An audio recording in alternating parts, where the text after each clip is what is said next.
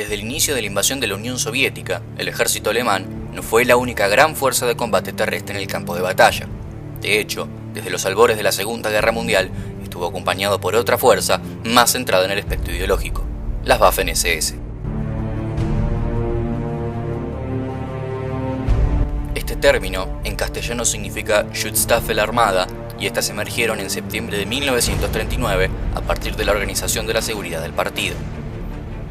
Aún así, el concepto de tropas de asalto ideológicas ya era viejo, puesto que en 1920 el Partido Nacional Socialista ya poseía una pequeña unidad de guardaespaldas y una fuerza paramilitar uniformada llamada Sturmabteilung, de ahí sus siglas SA.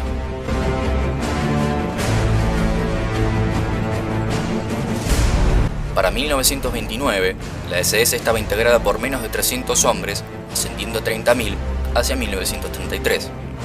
Bajo el mando nacional de Heinrich Himmler, las SS, con 3 batallones de gendarmería armada, suministraron el personal clave para el levantamiento interno contra el liderazgo de la SA, llevado a cabo el 30 de junio de 1934.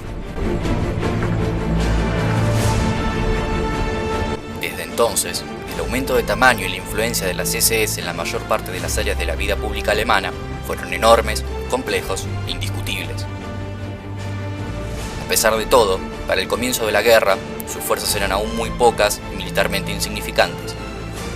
Eran tratadas con cierto recelo por las Fuerzas Armadas, pues se pensaba que eran una policía política sin utilidad militar alguna.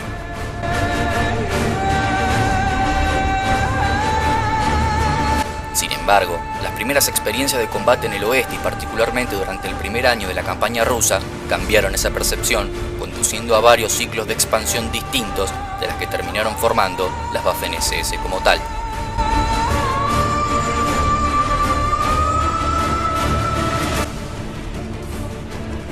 Poco a poco, se convirtieron en una vanguardia fiable del ejército en el frente del este y sirvieron en todos los demás grandes frentes, excepto en el de África septentrional. Entre principios de 1943 y la primavera de 1945, el orden de batalla de las Waffen-SS creció de 8 a no menos de 38 divisiones, sumado muchísimas formaciones extranjeras.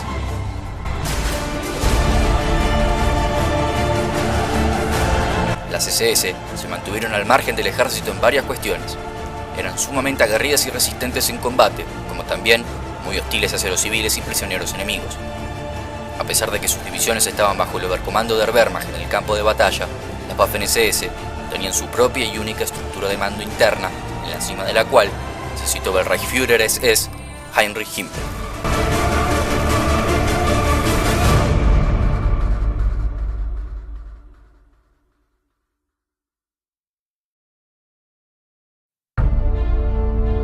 El mando de operaciones recaía al completo sobre la figura de los SS-Führungshauptamt, de la oficina principal del liderazgo de las Waffen-SS.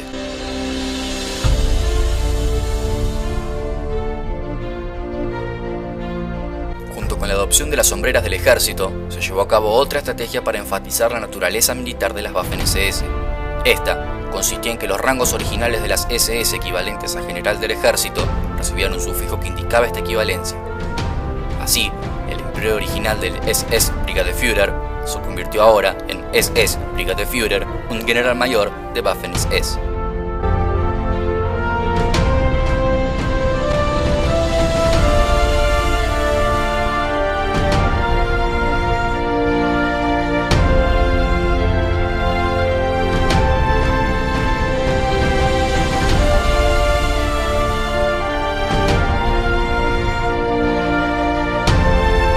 ¿Qué motivaba a los hombres a unirse a las Waffen-SS en lugar de alistarse al ejército regular? La mayoría de las veces era simple ambición y el deseo de pertenecer a la élite. Había 2 diferencias significativas entre los voluntarios de las SS y los del ejército. A pesar de que los requisitos físicos para las SS eran mayores, en lo referente a la educación, eran mucho menores. Cerca de la mitad de todos los reclutas de las Waffen-SS habían recibido una escolarización mínima. Los aspirantes a oficiales eran aceptados con calificaciones académicas mucho menores a sus equivalentes del ejército. Otra gran diferencia es que la mayor parte de los voluntarios de las SS provenían de áreas rurales, mientras que el grueso de los empleos del ejército se nutría de habitantes de las ciudades.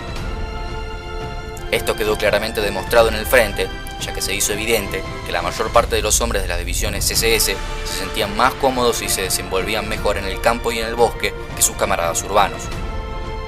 Es por eso que desde un comienzo las SS tuvieron que soportar condiciones muy severas tanto físicas como moralmente.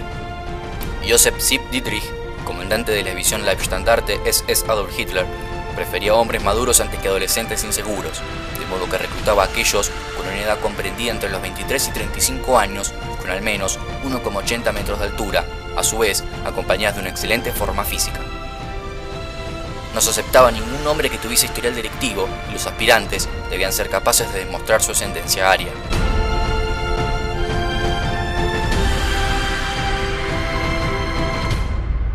A pesar de todo esto, los voluntarios no escaseaban, aunque sí lo hacían los oficiales experimentados, y este fue el factor que más contribuyó al alto porcentaje de bajas registrado durante 1940.